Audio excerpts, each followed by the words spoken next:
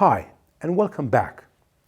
In this video, we will deep dive on what self-management actually means. One of the best tools that I've come across to go into this topic is Heckman's Team Authority Matrix or Authority Model. In this model, Heckman describes 4 levels of allocating authority to teams.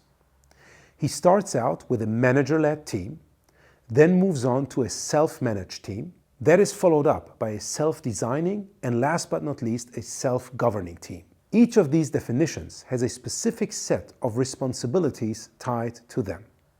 For example, a manager-led team only allows team members to execute on tasks, whereas a self-managing team executes on tasks and also monitors and assigns those tasks.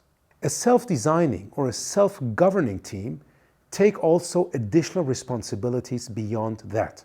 Based on this model, we can see that in Scrum, we would like to have self-managing teams, which means they not only execute the work, but also manage the work and monitor the work. What I really like about that model is not that it only gives us a shared definition, and by that a terminology and a way of talking about it, it also lays out the journey.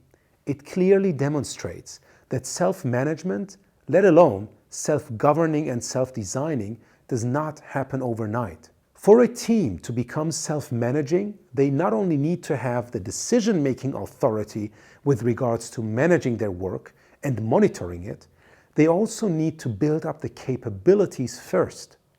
You cannot expect a group of people or an individual take responsibility for something they're not capable of doing. So when you as a Scrum Master, Agile coach, leader, or whatever, want to move towards more and more self-management with your teams, the first step you have to take is to identify to what extent that team already has the capabilities of managing their work and monitoring it, making it transparent to others. Whatever they're lacking, it is your responsibility to teach them.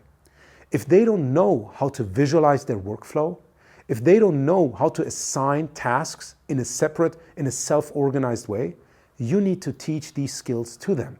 Help them use tools and techniques in order to come better to group decisions. Once you have established that, once the team has learned those skills, you can move more and more decision-making authority to that team. And maybe over time, even move beyond self-management. So my advice to you is to take self-management, the ability of managing and monitoring the work, as a first goal. Systematically develop your team, develop their capabilities to achieve that goal.